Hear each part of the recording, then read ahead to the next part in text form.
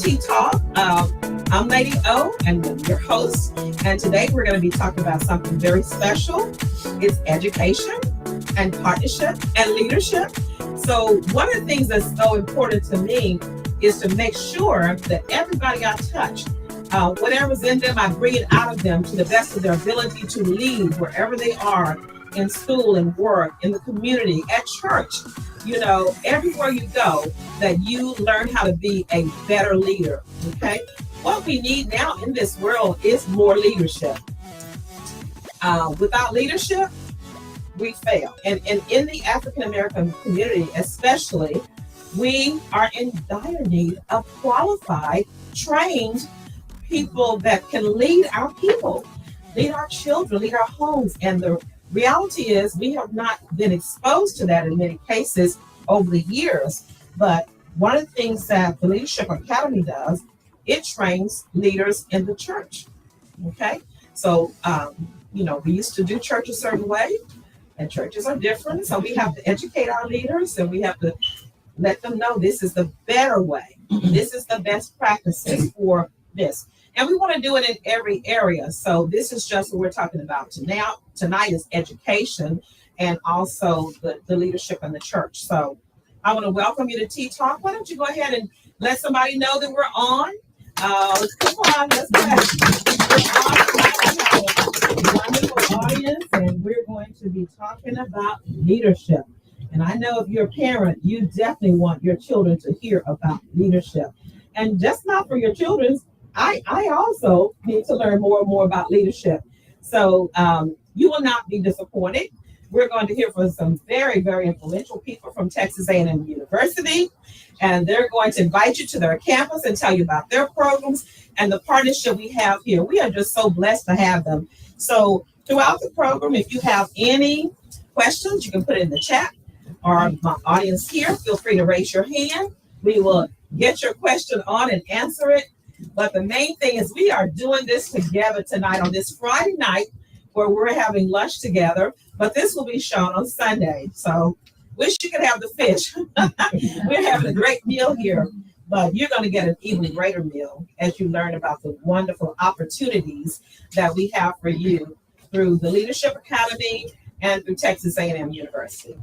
All right, so let's go ahead and get my first guest up here. We're going to talk about the Leadership Academy. And Dr. Carter, I know you've talked a little bit already, but would you join me up here so we can get you on video? Okay, let's give her a hand clap. Oh, you're so beautiful. Thank you. And so wonderful to be with you. Oh, thank you for coming. And look at us, we just mentioned. Yes. Y'all taking our picture? Okay. Well, good. Let's go ahead and talk about the story. I don't know if you want to tell it about how I got you into this. Well, yes, it's very exciting, and it's always a pleasure to be able to talk about things that impact the community, things that really have an impact on human beings, human lives. That is so very important. And the Leadership Academy, I want you to know, was really a vision of Dr. Evelyn Ogletree right here. It was her vision. And she's talked about it for years and years. But a few years ago, it was right before the pandemic, she began to talk to me about how to bring her vision into fruition, how to make it happen. And I was gone for a while. I took a leave. I retired from Texas A&M University. I was endowed chair there, right, professor. So I told you what, when you leave, you come right back here to finish this vision. Yes. She said, okay, because I went to serve as an interim dean with Trinity University. And so she said, when you come back, you make sure we want to pick up where we left off.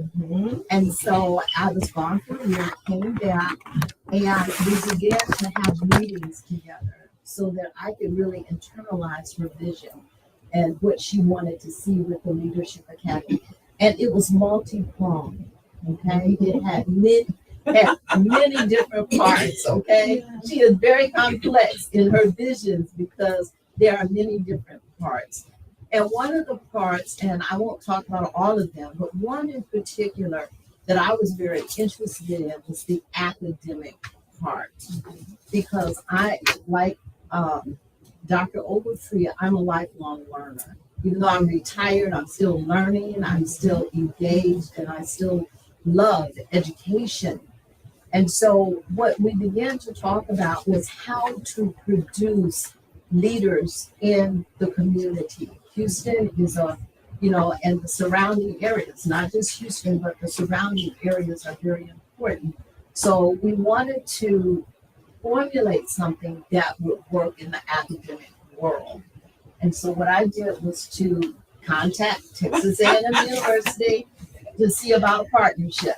Okay, and you'll hear from the professors at Texas A&M about that. But we were able to put together a partnership where RCDC would support master's students, educators who wanted to get a master's degree and go back. So we formulated a recruitment program. We recruited for 4 months, and during that 4-month period, over 600 interested educators came forth to hear the recruitment program. And then Texas A&M, the team, the professors, and they'll talk about that. We're able to select students, the number of students that they wanted to be able to get a master's degree. Well, 2 years later, okay, those students graduated in August 2019. We have some of the students here. You'll hear from them later in this program. But the thing is, Leo took her entourage to Texas A&M, met with Dr. Williams, Dr. Q, and presented the check from RCDC to the dean of the College of Education at Texas A&M University, and it was a great day. It was a great day because that check supported those master students that we helped to recruit from the community and help support. And then Texas A&M did more than a match; they triple matched what we gave them. So it was really a wonderful thing, and it started all right here. So it's really great. I'm very proud of the work that I do. I'm a volunteer. I'm the liaison between RCDC and Texas A&M, and I depend on Texas A&M to be connected to them so that I can be connected to RCDC. So that's what I do here, and I'm very proud of it. And so when we talked about this program of helping these master students, we were like, well, we really don't have a lot. But we reached in our budget and came up with $15,000, which is a lot for us. And so I say that, and as we talk to the others, we're going to talk about how we continue it on, because I know when I was in school, I loved getting that check. That helped because I had kids and trying to go through the different programs. The doctoral program was very expensive. So we wanted to see what could we do. So we pledged $1,000 for 15 students per 15. That was $15,000. And we are praying that we can continue it on. And so with that, we're going to have some people pouring back into RCDC so that we can pour it out, okay? Because that's what we want to do. So that's one of the things that's on our goals for RCDC is for us to do more fundraising, because we're givers and we don't really know how to ask sometimes for help, but we are going to do better. And we've got a wealth of new people on the board who are going to help us, because I'm hoping and praying that we can continue it to give to some students, okay? And you're going to hear from them later about how it did help them, because that's what we want to do. And the result is they graduated, right? So I just want to thank Dr. Carter. I depend on her so much for writing the curriculum. I used all her skills. I said, okay, I know you know how to write this curriculum. Okay, I don't. So I need you to write this curriculum from the Leadership Academy. These are some of the professors there. I call them my professors, not just teachers. They are excellent. Okay, can y'all just raise your hand? And they are started out been 2 years doing it, right? 2 years. And Lady O, I would like to mention the initial advisory committee Mhm. wrote the proposal Oh, yeah. for this partnership and took that year to plan so we could build the infrastructure for the Leadership Academy. And they're here, and that's Jackie Dugas, Stephanie Moss, Mhm. Brian Babin is a instructor in it, and also Dwayne McGarry, Kevin Jones, and Stephanie Roberts. Thank you. And Thank so I you just wanted for to mention mentioning them them. today. Yeah, Yes. because she got them buckled in. They didn't know what they were signing up for. And I told her, I said, yeah, you handle it. I know you how to handle it. Keep them in the saddle there. And they did a marvelous job. It's excellent because one of the things that I do like to do is like Dr. Carter, I like to do it in excellence, okay? Just not then throw something together, and it is very successful. I just want to thank Dr. Carter for that. And while she's here, I have something to present to her. That Oh, my she goodness. did not know. So you just want to run. Okay.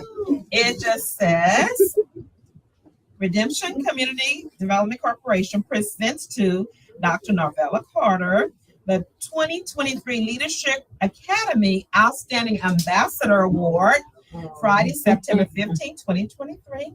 Lifting future leaders to excel in education. And this is for you. I know she was and she wanted to know everything. I wouldn't tell her, so so okay, we get a picture. Oh my, such a surprise. So we couldn't pay you in money, but we had to get this plaque for you and to let you know how much we appreciate you, and because you did a lot of hard work. This is the most beautiful plaque I have ever received anywhere. Oh, how It's sweet, how beautiful. sweet. Thank you. Thank you so much. Let's give it up again for Dr. Carter. And then We're gonna kind of shift gears a little bit. what are y'all doing? And let me just say Oh tonight, my goodness. 4 our board members are traveling, so they are out of town today. But you made it happen. And so with that said, we want to just tell you how much we like to thank you and appreciate all that you do. And so with that said, this is a certificate, Redemption Community Development Corporation, RCDC, going beyond, above and beyond appreciation award. Oh, This certificate is proudly presented to Dr. Evelyn L. Ogletree. What's your middle name? Lorene. Founder, Director of RCDC, for her hard work and generosity with RCDC Leadership Academy and Texas A&M University Partnership 2023. This day, September the 15th, 2023. oh, thank you so much. Dr. Q, did you want to get on the picture? You're looking so cute. Come on over and get on the picture right quick. Okay. And I have to say this about Dr. Q. This is my ride or die. She's been with me since the very beginning of RCDC when it was just me and her doing all the work, and I really did work her hard, so I think she deserves to be up there.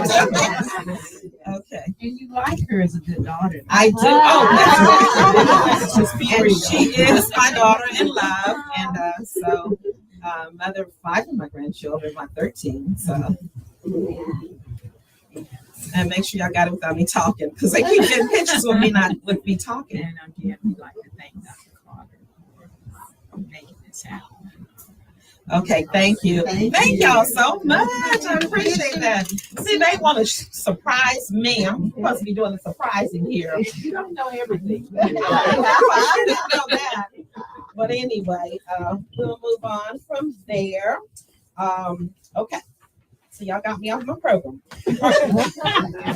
Now, this is the man of the hour who without him, this night would not be possible because I met him when we went up to take the check, and such a wonderful, wonderful young man. I say young man, is you gonna give me money for that? But he is young. I tell you, he's a young man. I've got children older than him. But anyway, I want him to come up because I want him to talk to you about the program in A&M University. So without further ado, would you help me welcome Dr. John Williams to we're so happy to have you. So, Sharp, look at him. See? You said event, so I just. Yes. Well, wonderful. Well, listen, can you give us a little bit of background about what you do at A&M University, and then what about the programs and opportunities for students or people who would like to come or know more about A&M? Sure. So I tell people I teach teachers. Okay. I keep it real simple, because once I tell them I teach teachers, the conversation shifts to, oh, those teachers really need it. They really need it. Okay. Yeah, like which they do. Uh-huh. However, teaching teachers is at multiple levels, and for me, everybody's a teacher. So when you expand it out, it's not just the folks who teach in the classroom, but it's also our bus drivers. It's also our social workers. Mhm. They're all playing a role in educating our students. So particularly, I work in 3 phases. First phase, I work with undergraduate teachers. So all the teachers who are about to come out, coming through Texas A&M, they have to take one of those classes. Typically, they got to bounce into it. Second level, which we'll get back to in a second, is the master's program. So typically, our master's students, they've been in the field about 3 to 5 years, and they get this epiphany. Oh man, there's a lot of things going on in education that I do not know about. I'm in the classroom.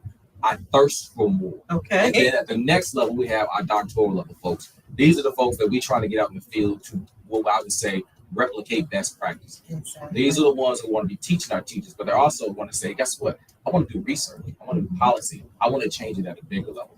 So particularly as it comes to RCDC, we have an online master's in urban education. And when I say urban education, I want you all to understand it's very specific. 88% of our country lives or next to an urban area. Mhm. I'm not great at math, That's but a that's lot. over 50%. Right. So we have to begin to have conversation. What does that look like? Not just from a Black and brown perspective, but what does that look like to educate children in an urban environment, Wow. which is somewhat different than suburban, somewhat different than rural, but also at the same time, you have to think about it. We have a lot of suburban places that have become urban. Mhm. Houston ISD, people look at it, and Houston ISD has a lot of things going on right now, but we have Cy-Fair, we have Katy. They are exploding because people are moving in for things that are beyond what we typically think about. So people moving for jobs, we have immigration, we have a number of things that bring people here. But how do we develop a system that equitably educates everybody in the area? That is the purpose of our master's online program. So typically, Wow. we work with individuals, I would say about 3 to 5 years is typically their teaching range. And they're coming back to get the knowledge, to be able to explain certain things or change how they do their curriculum, how they teach, that better educate their students. So that's typically what the program is. It's a 2-year program. Like again, I said, it is online. It is very few online Yes. programs. Yes, online, hear that? Online. You don't have to leave the comfort of the couch. You can Love come it. straight on over. And one of the best things I would say about our program particularly is the mentorship is also designed to set you up for next level. Most online MED programs just say, hey, you get your MED going. Particularly our best students that go into the PhD program come from our online MED. All right. So if you think, hey, you know what, I want to be Dr. Such and Such, this is the program to get into, regardless of where you want to go to get your doctor. Very good. Okay. Let me just ask you, I'll tell you everything's very formal, right? Dr. Q, does that camera zoom in a little bit? No, I had to switch them out. Okay. Well, the reason I was saying, because I don't see us. Are we on there? Yes, Johnny, Yes, you are. you're on. Okay. Johnny's taping it from the outside. Okay. I'm looking at a screen share. I'm like, I Is he see taping? a beautiful green dress, but I didn't see us. Okay, good. Perfect. Now we can move on. You know, you got to get the photo up, right? Before it's gone. So I want to make sure we got Dr. Williams on there. You know, you mentioned something, and if you all have questions too, feel free to prepare them to be able to speak. But one of the things that we're really facing a huge thing is just what you just talked about in Cy-Fair is, you know, when I started teaching in Cy-Fair 30 something years ago, it was predominantly all Anglo. And so now it's majority, you know, minority. And so we're trying to make our school board represent that. And you talked about equitable learning. So what do you teach your teachers as far as with all the stuff that's going on here with people not wanting to talk about diversity, equity, and equality and all those kind of things in the school. And I'm like, what do you have a problem with? Don't you want everybody treated and to the max of what they can do? So how are you equipping our teachers to handle what's going on in the school districts today? So typically, one of the first things I do is if you don't have a relationship with somebody, it's least like this, they're not able to learn. So if you think about like just from a parental role, your children learn from you because they have what? The relationship first. Mm-hmm. If you don't have the relationship, they could care less what you're talking about. Okay. That's the first foundation. So as I work with teachers and say, you know your life, but you do not know everybody's life. Mm-hmm. And as you walk in this classroom, I tell them, based on research, anything that's culture responsive benefits everybody. You can't assume because you look like somebody or you come from the same town, you have the exact same experiences. I can have one person live in Katy, north of I-10 and south of I-10, and they have two different lives. That's right. So when you walk into the classroom, it's less about being, I know who you are. It's about this idea of culture building. I'm always looking to learn about my students because my students shift every year.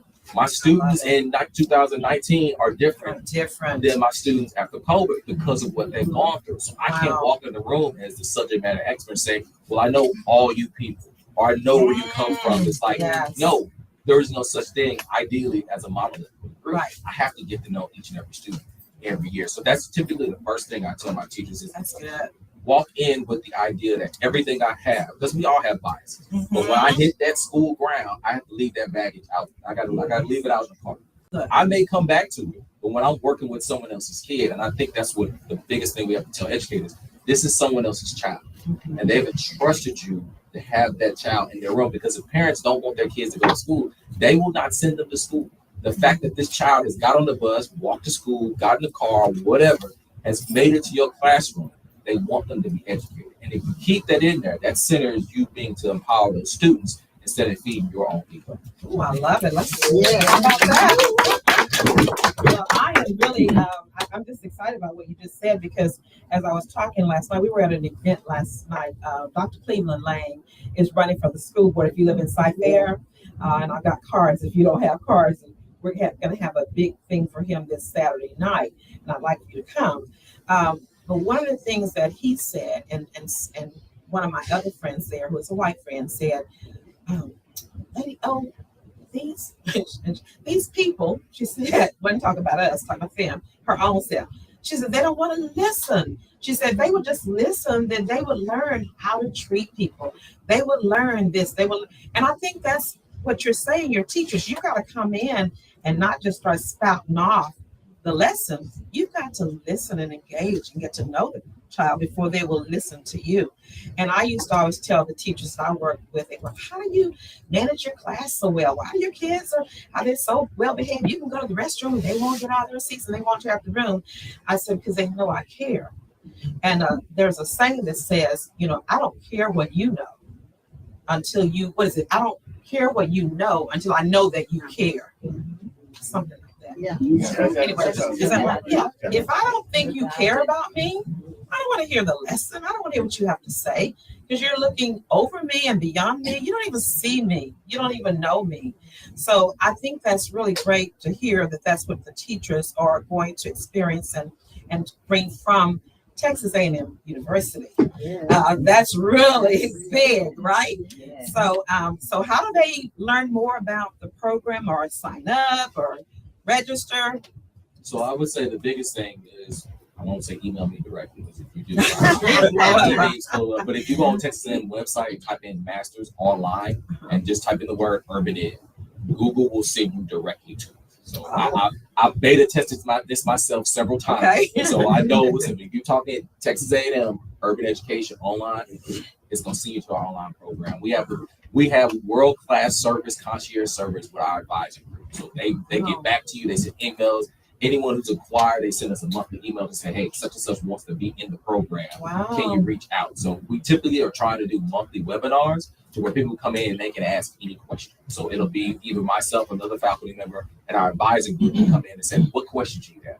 Because we understand not everyone wants to talk or come in front of everybody. And I get it.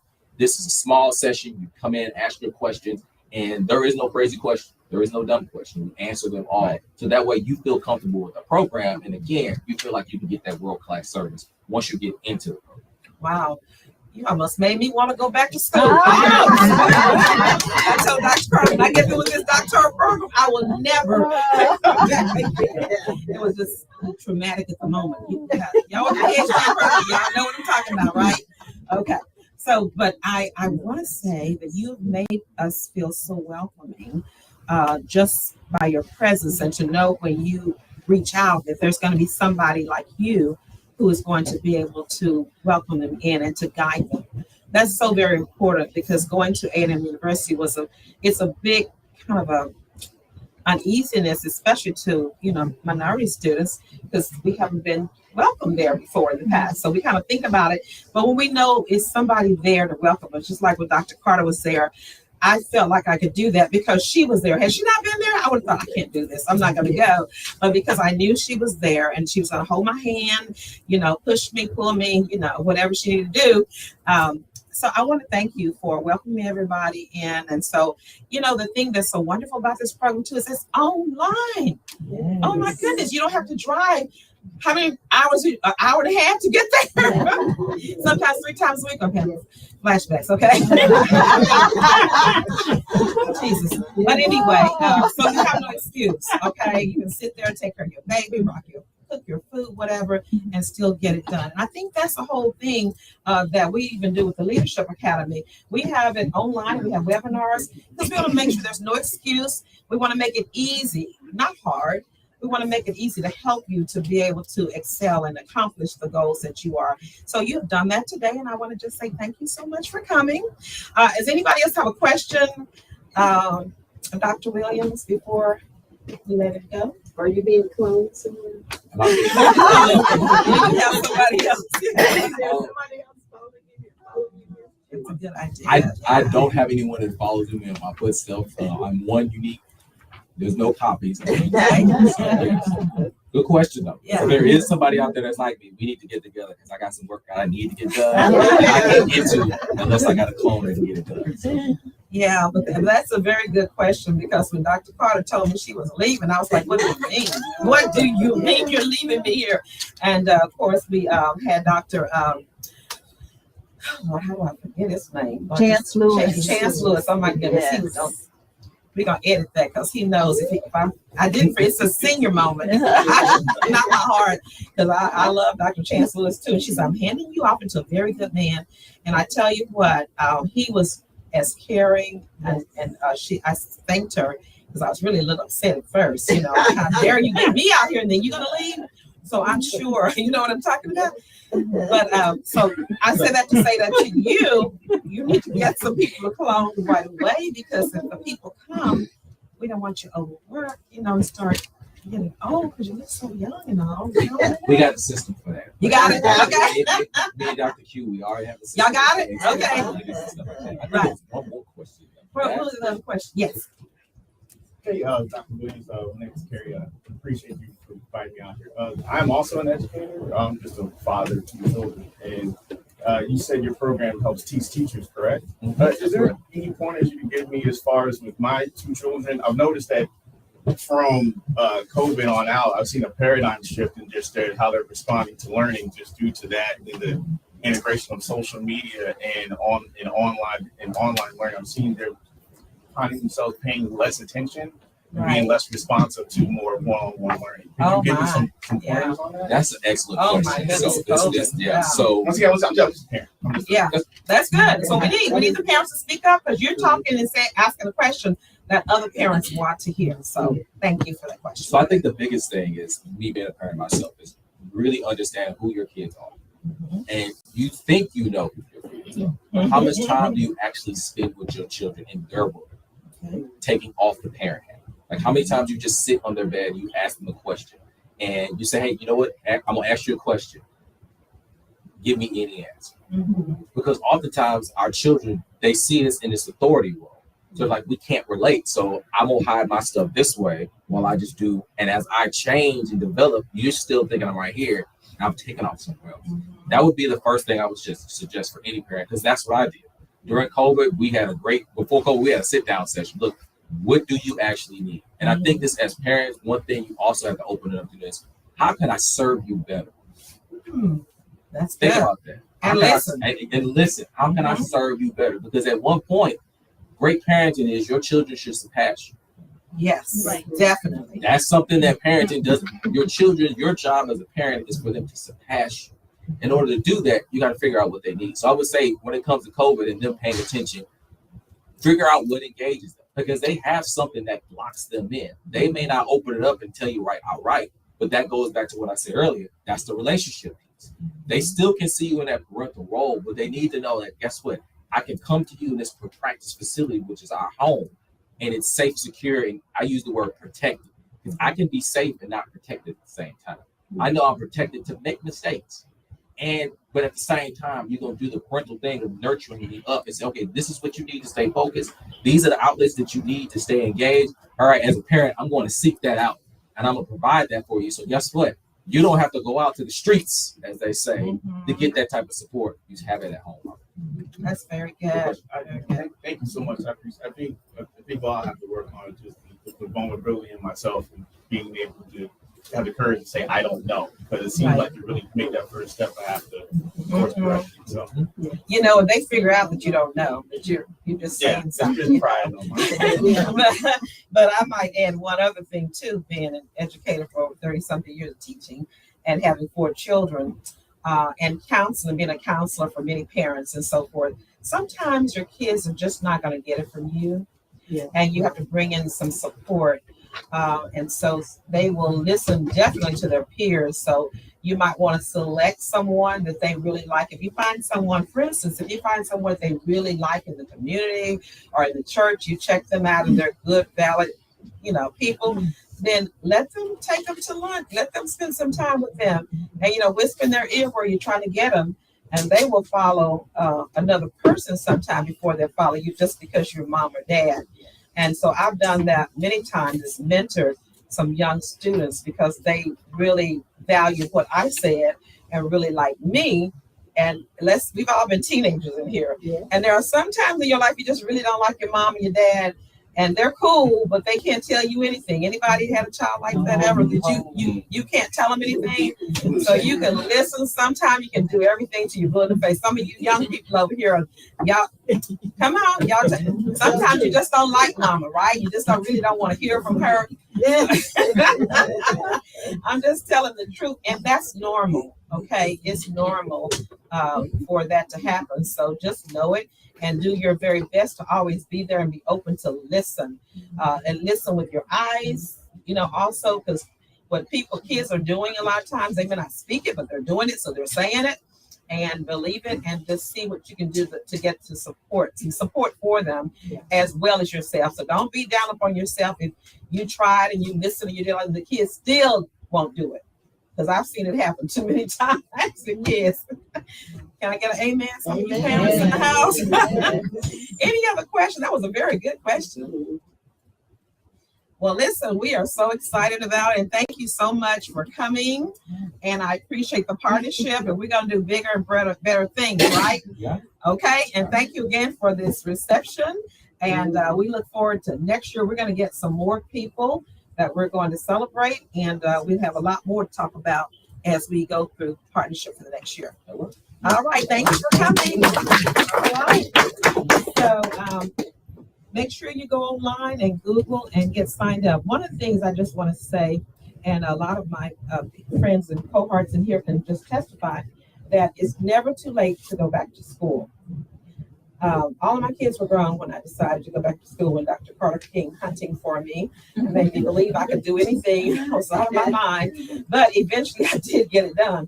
But so for those of you that are looking today and you did not get that master's degree, you did not get that bachelor's degree, and it's time because you were just so busy.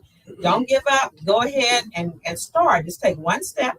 Go online and find that person, and they can help guide you through to wherever it is you're wanting to go on your journey to becoming a better leader, a better you. Okay? So don't be afraid. You can do it. All right, let's give it up again.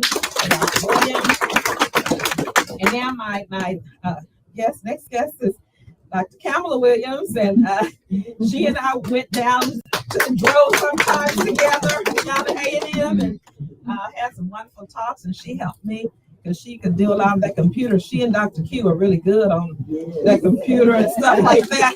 So I just can't tell. I had Cornita at my house all the time. Hey, you need to come over here and help Mother Mom, because I can't get this thing to work right.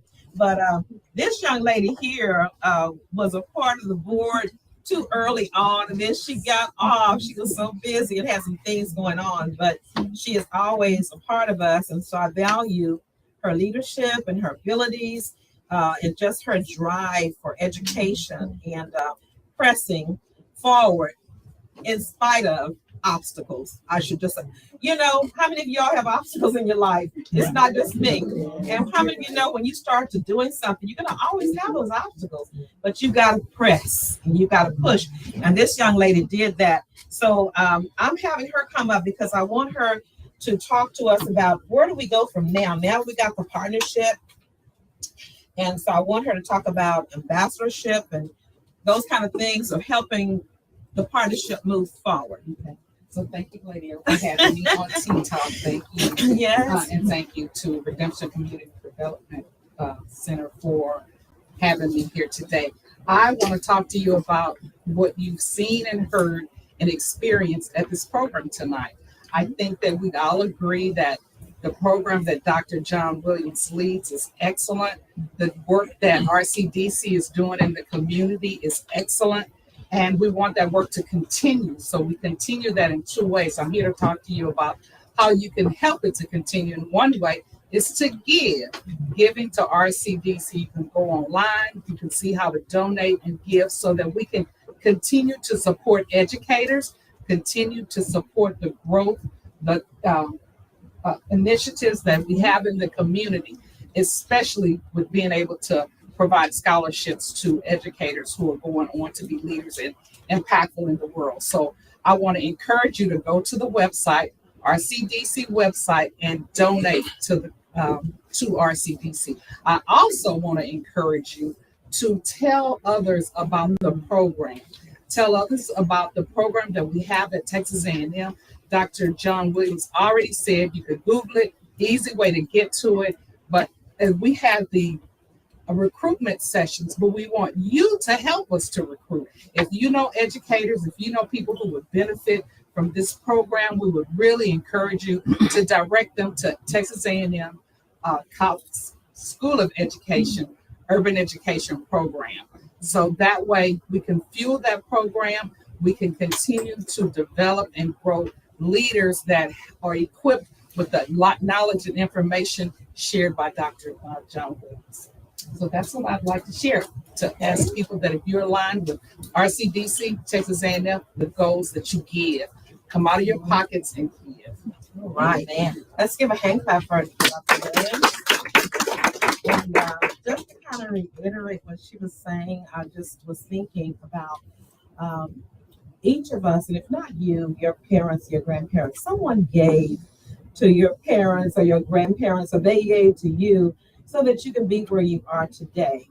And when you get there, it is your responsibility to look back, reach back, and give back.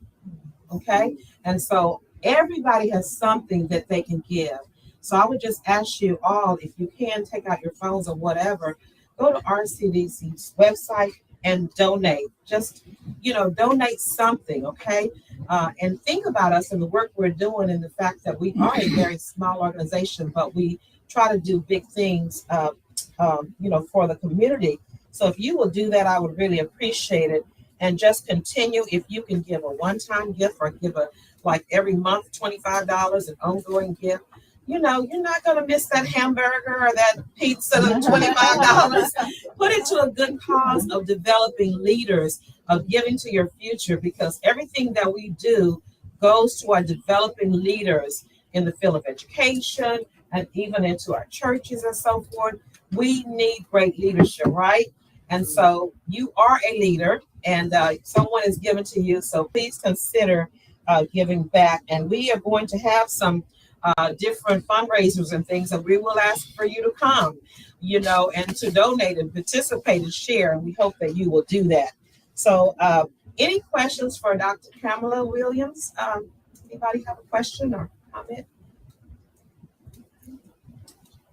Okay, well, thank you so much for coming. You look beautiful in your green. I love it. I mean, I love that emerald green. It was my color last year, and I absolutely love it. Okay, without further ado, we're going to get to meet two of the recipients. In your program, you can see all of the names here of the recipients here. And since it's an online program, they're all over. So to have them come, especially after they've graduated, they probably feel like me. I don't want to come to anything else. I got my little master's degree. I don't want to come.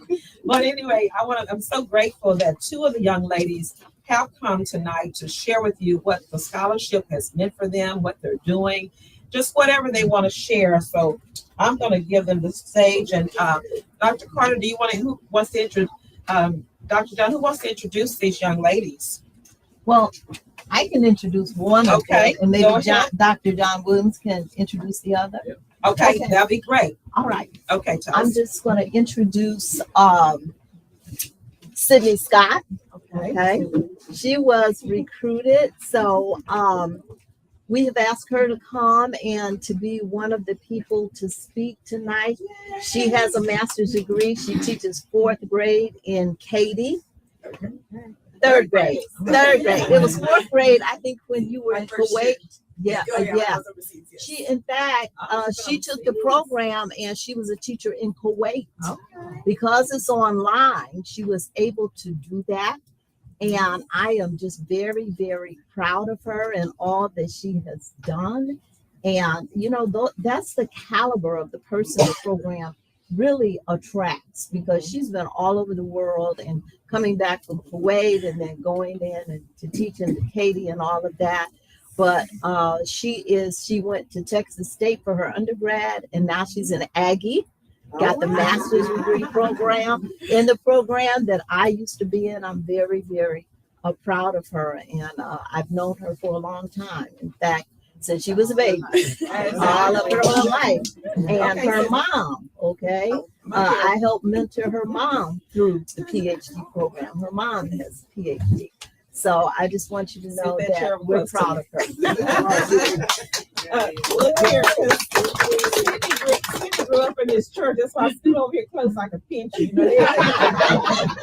But I'm just so happy to have her share here this evening on Tea Talk, because like I said, she did grow up here in this church. And one of the things about First Met, we have a big graduation service every year for all of our graduates.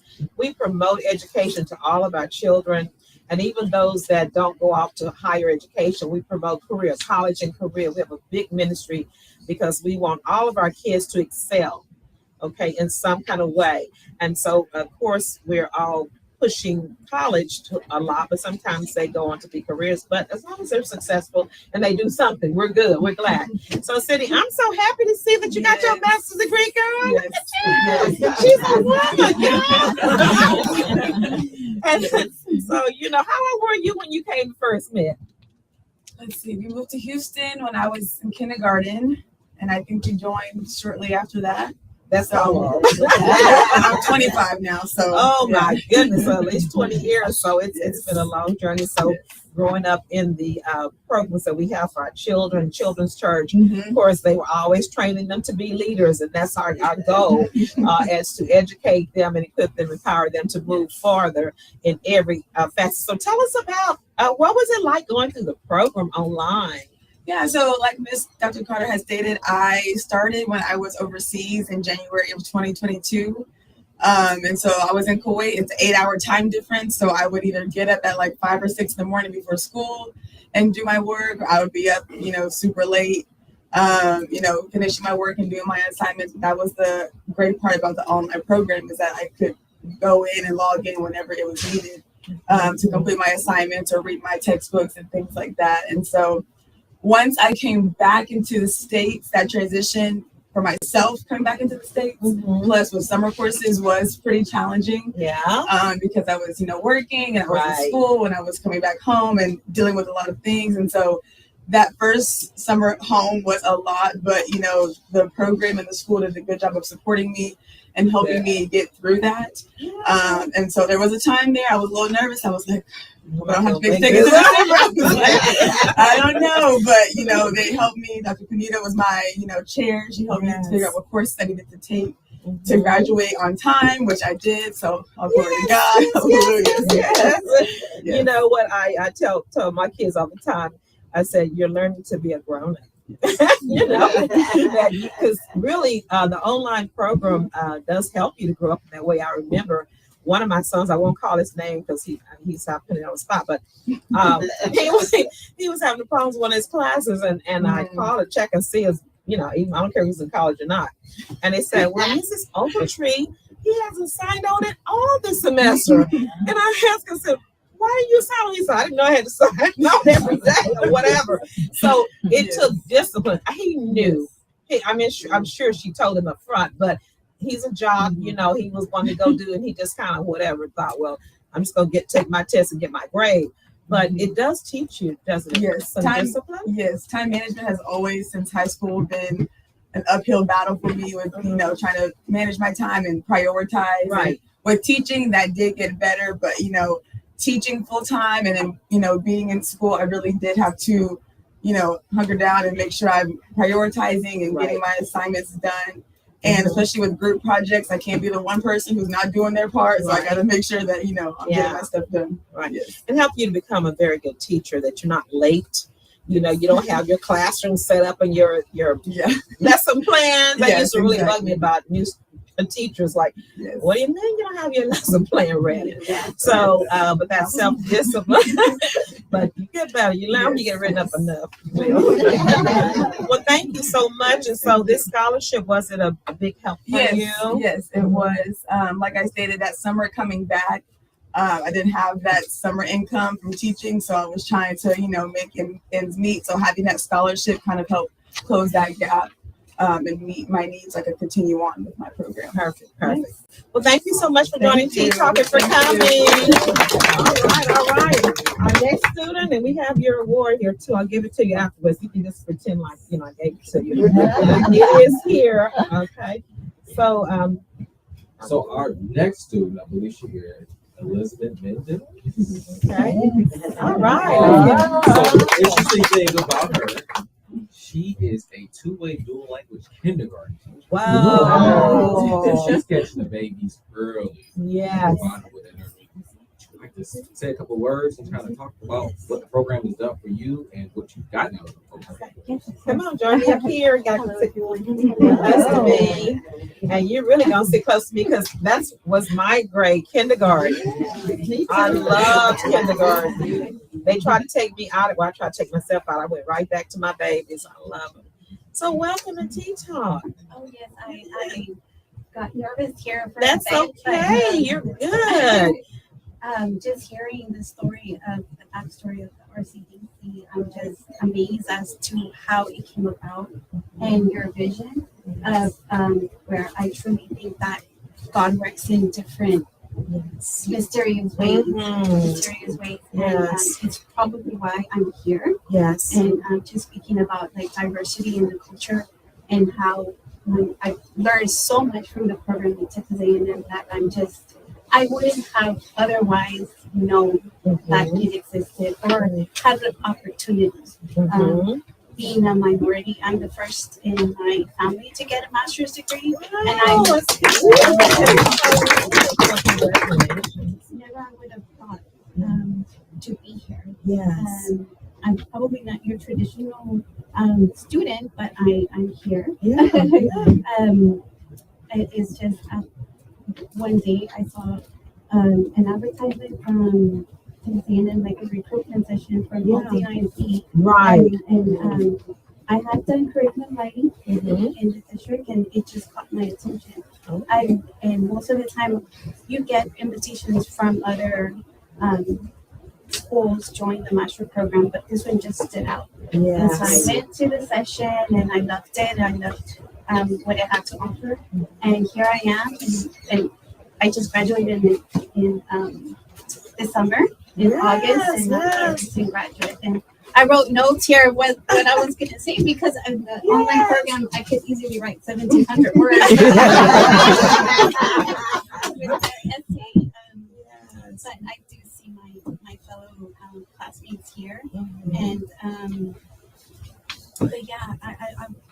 it just really amazes Yes. this RC community, RC, and I think yes. it's the whole picture of multicultural coming together in the urban setting and Yes. joining together, because we need more leaders out there. As teachers, we need that. Yes. And that is so wonderful. And I'm so glad to see you here, because one of the, my heart, I love all my kids, all my students, right? But I had several that were Hispanic moms and dads and so forth, but mostly moms, and they were saying how they didn't have the opportunity, and they were so glad. They're so grateful. Just whatever you do for my little one, my little Biha, I love him, and so forth. They would bring me tamales. I miss them. They would be homemade, and just so anything that they could bring you to show love and appreciation. And so it just made me want to reach out more to all my students to help them to excel. And I think as a teacher, that's what you want, to find that teacher who really will love on your child and make sure that they feel like they belong in that room, And so as a kindergarten teacher, what has this meant to you? Are you in teaching? Are you in curriculum writing? What are you doing right now? Currently, I am a kindergarten teacher, Right. and I heard you something with the curriculum. You were saying you. Yes, I have done curriculum writing for the district. I have done kinder curriculum writing before. So now with the back, as teachers, we have lots of questions, and we question a lot of times why this, why that. And being in the master's program, a lot of those questions are answered. And I feel that this is just the cusp of the beginning of so much information that of even growth. Right. It's like everything that I learned from here, how do I go and give back? And give back. I like that. Let's clap that. Okay. And so what did the grant mean for you when you heard you were going to get some grant money? Yeah. How did that mean for you? I said, oh wow. Otherwise I don't think I would have I wouldn't have the means. Yes. I wouldn't have the means otherwise. So it was great. Thank you. Right. And I wanted to ask them, because we have so many great people that want to give back what God has given them in the form of teaching and that kind of thing, but they don't have the means, or they have to worry about a second job and they have kids. But when you can give a scholarship or something to help them to take that off the plate, but I don't have to worry about not paying my light bill, trying to pay, because they will ask you for your money and they won't let you take your test and all that kind of stuff. Y'all ever been there? They say, you got to stop on your account. You need to go take care of financial aid before you take your exam.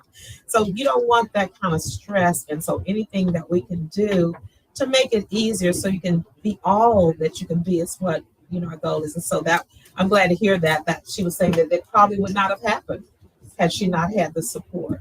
So, well, thank you so much for sharing, and thank you for being a great kindergarten teacher. Oh, Okay. Oh, thank you very much. We are getting pictures, aren't we, y'all? Y'all taking pictures? Come back. We didn't get our picture. Did we get a picture? Y'all gotta remind me. We're picture takers. Okay. Let's get pictures. Okay.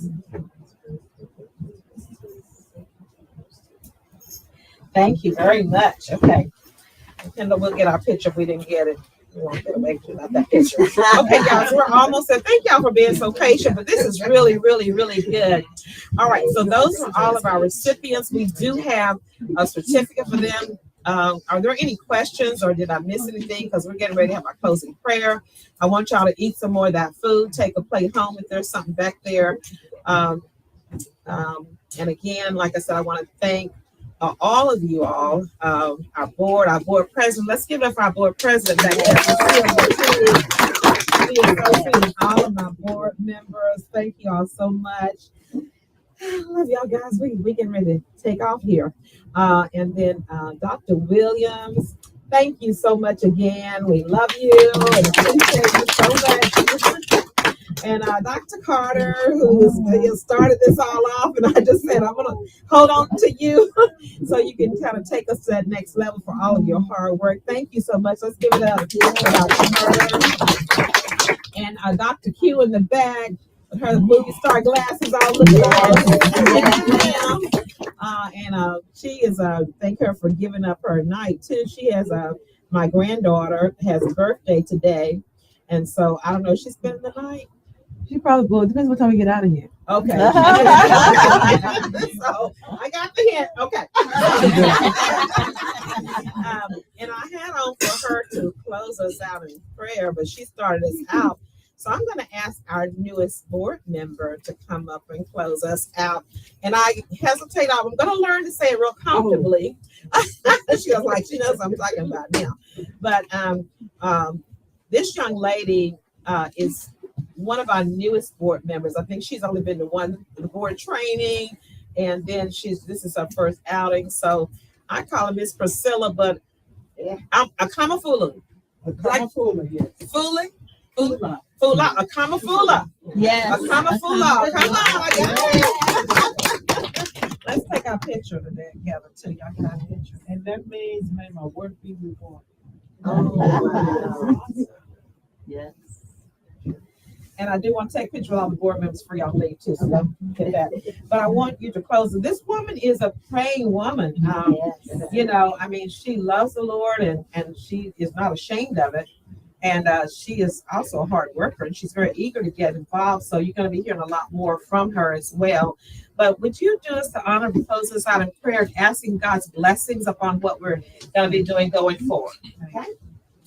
Father God, we just come before you. We want to thank you for the fellowship, Father God. We want to thank you for how you have just led this here whole program. Yes, God. You've orchestrated Yes, it, Father God. God, because you know what our needs are. Yes. We just want to thank you, Father God, for how you have allowed us to participate, Yes, each and God. every last one of us, because we know, Father God, that you have a plan for us. Yes. And that plan is good. So right now, Father God, we just ask that you would just have your way. Yes, Lord. Have your way in all the areas where there's needs. You know what the needs are. We ask that you would bring forth those who are going to be contributing, those who are going to be volunteering, Yes. those who are working with the Yes, students, Lord. Father God. We just ask that you Yes, would Lord. have